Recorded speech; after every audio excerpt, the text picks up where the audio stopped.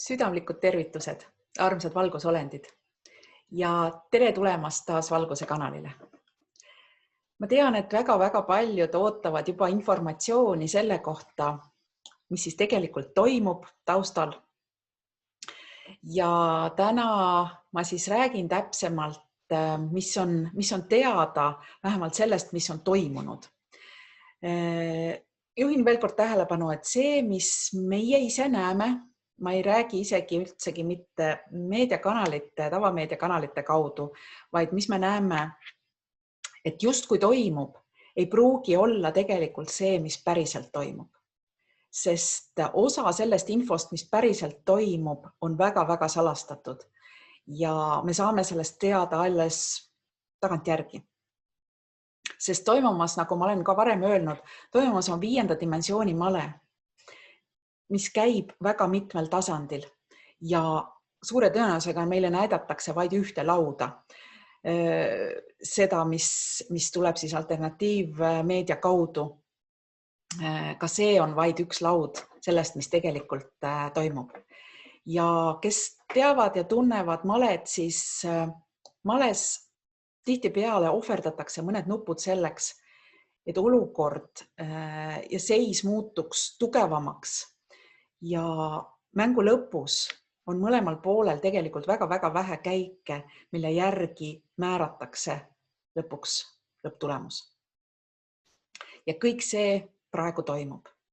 Ja mis on siis teada, on see, et näiteks, kuna käimas on tõesti väga-väga erinevatel tasanditel mäng üle maailma, siis see, mis toimub praegu üle maailma näiteks panganduses, siis 31. jaanuari 2021 lõpetas vana süsteem, SWIFT-süsteem lõpetas eksisteerimise ja sisuliselt Quantum Financial System ehk siis kvantfinantssüsteem kontrollib kogu asja täielikult tänaseks, mis on väga-väga hea uudis. Seega, see tähendab seda, et kabalistid on kaotanud täielikult kontrolli, sest nemad ruulisid siiamaani kogu maailma, kogu majandus läbi selle vana süsteemi. Ja esmaspäevast, siis 1. veebruarist liiguti uude Quantum finantssüsteemi ja seega kogu korruptsioon ja rahapesu, mis on toimunud aastakümneid, aastasadu riiklikel tasanditel, on lõppenud. Ja enam kvantfinantssüsteemis pole see võimalik, sest see süsteem on häkkimatu.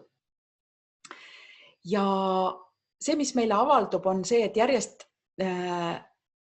avaldub uusi sündmusi, mis on leidnud viimase nädala jooksul, ehk siis järjest enam neid sündmusi tuleb avalikuks.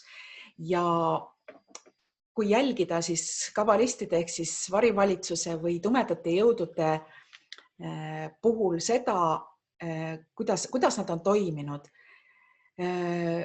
on see, et lõppude lõpuks asi kujuneb selliselt, et valgusjõud pole pidanud isegi piltlikult öeldes köit ostma selleks, et tumedate jõudude esindajaid üles puua või liistule tõmmata, sest nad on kasutanud sisuliselt oma enda köit ja kaevanud iseendale hauad ka valmis. Ja see on meile inimestele väga hea uudis. Järgmine sammuna tõenäoliselt kukuvad börsid, kus tumedad jõud on kasutanud kogu olemasolevat süsteemi selleks, et kontrollida kogu rahareservi, röövida sisuliselt tavalistelt inimestelt kõik, mis annab võtta ja kasutatud selleks on siis ka börsi vahendeid. Ja see oli siis finantssüsteemi poole pealt, aga mis toimub Ameerikas on siis see, et Valge Maja, kes teavad, läbi tavameediakanalite loomulikult seda infot ei kuule, on see, et Valge Maja on tegelikult pime ja on muudetud vanglaks. Ja Joe Biden oma Castle Rock stuudios Hollywoodis salvestab siis erinevaid sündmusi, mis justkui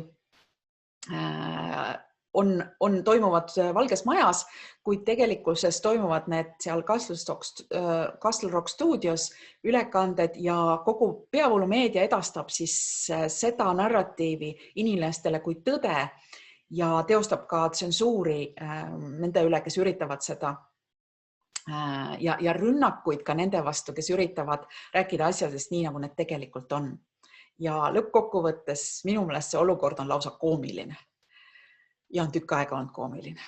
Ja meil on olnud au seda kõike pealt vaadata, vähemalt need, kes on ärkvel, nendel on päris lõbus.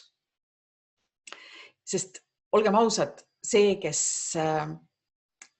seal Castle Rock stuudios allkirju annab, kõike muid asju justkui teeb, pole isegi mitte õige Joe Biden, vaid kehadublant, biorobot, keda kontrollib sisuliselt Hiina kommunistlik partei ja seal internetis on piisavalt tõendid selle kohta, kuidas kehadublandil on täiesti erinevad kõrvad, erinevad kulmud ja nii edasi, et kes on vähegi tähelepanelik, oskab ja teab neid asju juba ammu, et see pole mingi uudis.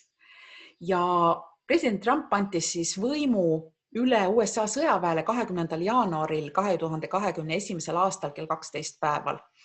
Washingtoni aja järgi, ehk siis USA sõjavägi saab praegu täiesti rahus tegutseda vastavalt kõikidele seadustele selleks, et kaitsta Ameerika kodanikke ja tavainimesi ja siis ka USA konstitutsiooni, sest USA kongress pole selle koha pealt suutnud oma kohust täita oma valijate ees. Ja kuna on 100% olemas tõendid selle kohta, et USA-s tegutsevad nii sisemised kui välised vaenlased inimeste vastu, seal hulgas Hiina kommunistlik partei, Vatikan, Šveits ja nii edasi, siis tegeleb USA sõjavägi kõige selle eemaldamisega. Ning plaan on siis taastada nii kiiresti kui võimalik taas võim USA valitsusele ja presidendile, kelleks pole mitte Joe Biden. Sest jah, paraku need, kes siiamaani arvavad, et Joe Biden on USA president, siis õige varsti tuleb see ka peavoolumeedia kaudu ilmsiks, sest see valede võrgustik ja illusioonide maailm, kus me oleme siiamaani elanud, on väga-väga sügav. Kõik see, mis meil on näidatud kui tõde või lastud meil mõista seda kui tõde. Ja üks vahva asi oli veel, mis minuni jõudis, oli see, et ühes, ma isegi ei mäleta, kas oli Donald Trumpi postituses, see oli vist Telegrammis, Telegrami kanalil, mitte Eesti Telegrammis, vaid sellel, mis on siis telefonidega ühendatud, siis postitus oli selline, et siis, kui see kõik on läbi, siis vaadake taevasse. Ja mõned päevad tagasi, kui pimedast valgest majast hakkasid kümnete ja kümnete autode vool liikuma välja sireenide saatel ja kui see autode vool oli lõppenud mitu tundi, kui see kestis, siis Washingtoni kohal algas ilutulestik. Nii et kõik asjad, mis taustal toimuvad, mis on lubatud toimuvad täpselt õigel ajal, õiges kohas ja meie saame sellest siis hiljem teada. Ja kokkuvõtvalt siis see, mis on toimunud vahepeal, on see, et 20. jaanuaril, kui toimus Joe Bideni võltsitud ametiastumistseremoonia kadunud USA korporatsiooni presidendiks, nagu juba varem öeldud, Hollywoodi eelsalvestatud Castle Rock stuudiotes, see eelsalvestatud tseremoonia, siis samal hetkel algas tegelikult 10 päeva pimedust, see, millest on räägitud. Ja samal ajal siis Washingtonis Kapitooliumi mäel ja Valge Maja oli turvatud miilide kauguselt okastraataedadega ja turvatud ka 60 000 rahvuskaardi väelase poolt.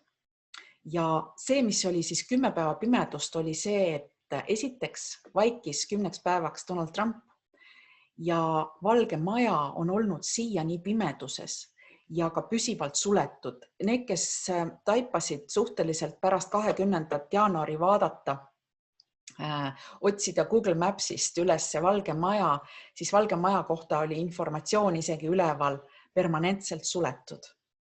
Permanently closed. Hiljem võeti see maha, kuid sisuliselt see, kes on või mis on Joe Biden nüüd, on ta piltlikult öeldes USA sõjaväenukk ja allkirjastab siis täidesaateid teatisi kuskil stuudios väljapool Washingtoni.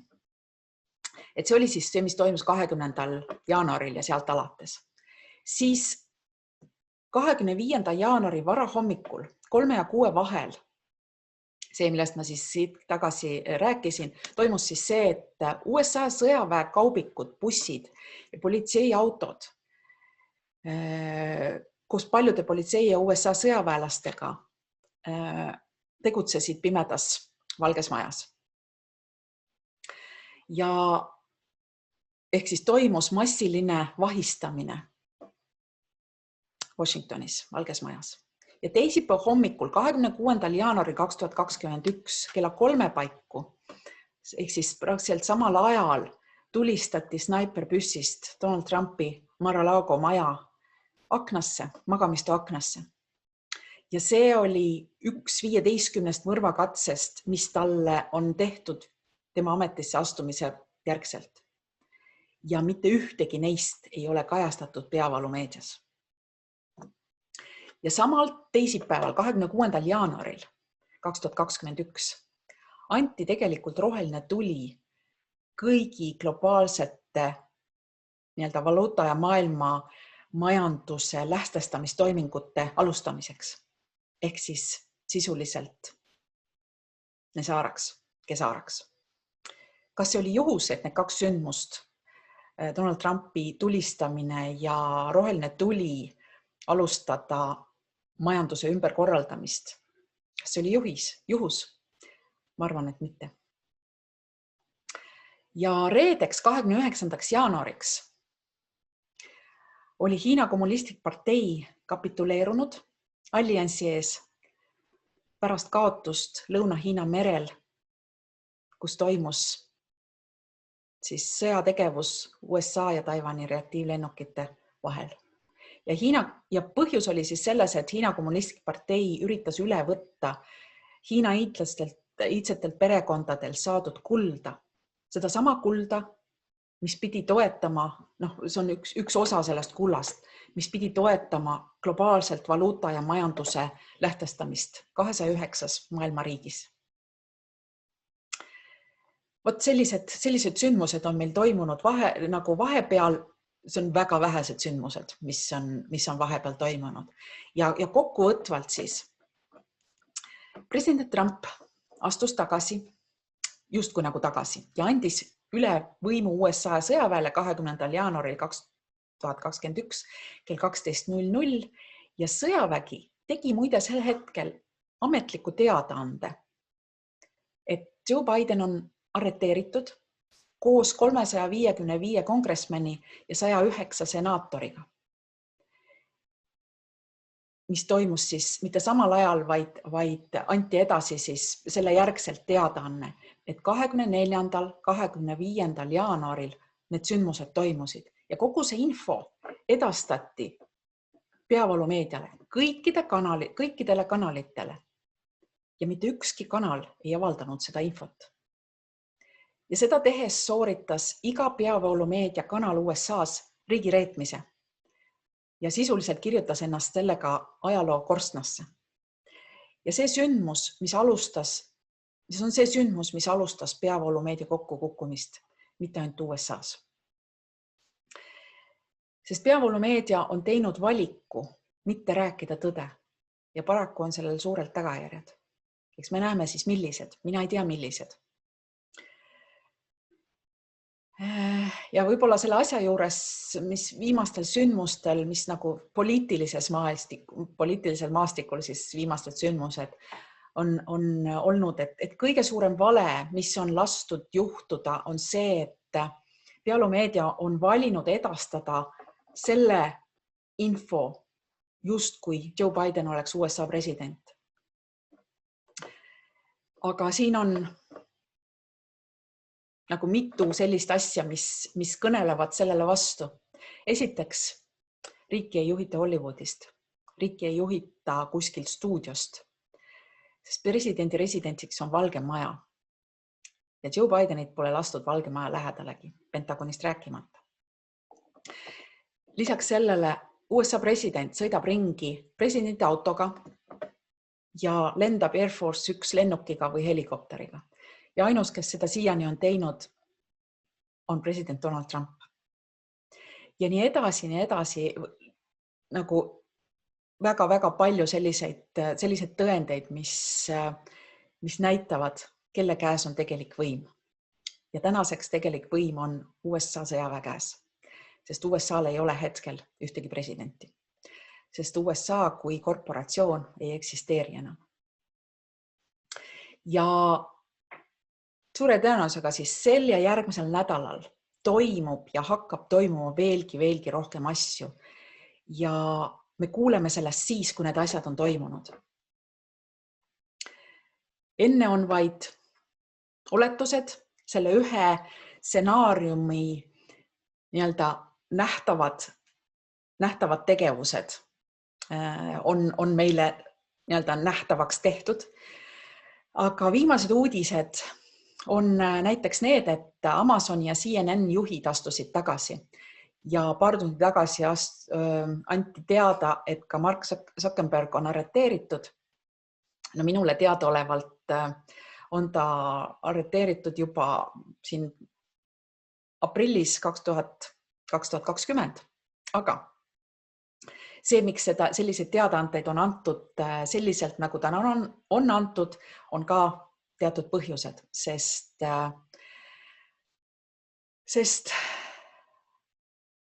suure tõenäosusega me kuuleme sarnaseid teadaandeid lähipäevadel veel ja mitte vähe.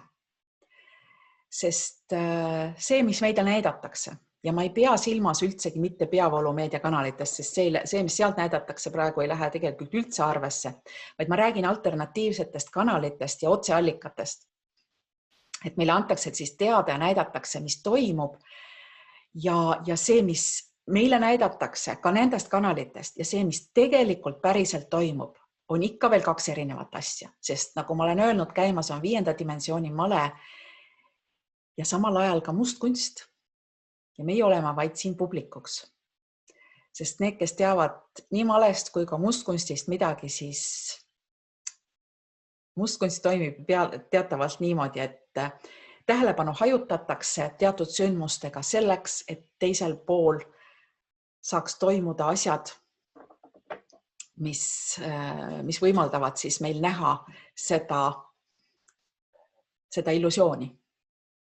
Ja paraku inimkond on olnud väga-väga pikalt valeinfo koomas. Ja teatavasti, kui koomast välja tulla, siis on vaja teha seda järk-järgult, tasapisi, hoida koomas oleva inimese kätt, et ta ärkaks sellesse õigesse maailma, mitte sellesse illusiooni, kus ta on tulnud, et ta ei läheks sellesse tagasi.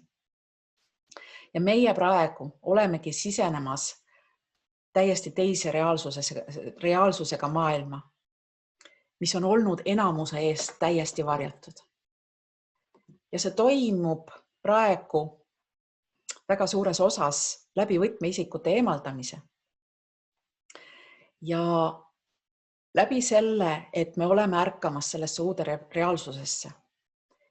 Tänu sellele me oleme inimestena võimelised elama täiesti uue teadlikkusega. Sest me oleme tunnistamas, ma olen varem sellest rääkinud, oleme tunnistamas täiesti teadvuse nihet.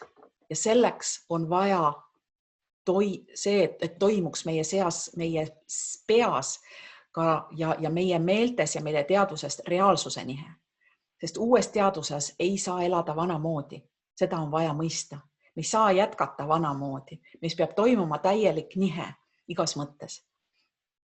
Ja kõige selle asja taga siis, me oleme varem ka rääkinud, vähemalt ma oma seminaridel olen rääkinud sellest, et käimas on kogu selle asja taga mis on nähtav justkui meile ka alternatiivsete kanalite kaudu, täielik globaalne majanduse ümberkorraldamine. See on selle asja, kogu asja point. Aga point on selles, et mida enamik inimesi ei tea ja mida väga paljud valgustöötajad ja valgusolendid ei tea, ehk siis need, kes on tänaseks ärganud juba, on see, et paralleelselt on jooksnud või õigemini jooksis, see on minevikus, 2 stsenaariumit. Üks on hea ja teine kurja stsenaarium. Sest tumedate jõudude plaanitud stsenaarium oli New World Order ehk siis uus maailmakord ja sellega seoses olevad asjad ja valgusjõudude poolt stsenaarium, mida me praegu kogeme ja näeme kohe-kohe, on Kesara, Nesara ja QFS ehk siis kvantumfinantssüsteem. Ja kui sa tahad teada sellest siis lähemalt, kuidas need 2 plaani on olnud paralleelselt ja mis need konkreetsed plaanid on olnud, siis lähemalt saad sa sellest kuulda minu seminaride lindistuses, mis olid mul 3 pühapäeva järjest siin jaanuaris ja registreerimislink on selle video all kirjelduses täiesti olemas. Nii et kui sa tahad teada, mis täpselt toimus ja kuhu me oleme liikumas ja nendest 2 stsenaariumitest paralleelselt, siis registreeri selle lingi kaudu, sest see informatsioon, mis ma nendes seminarides 3 osas jagasin, see ei aegu.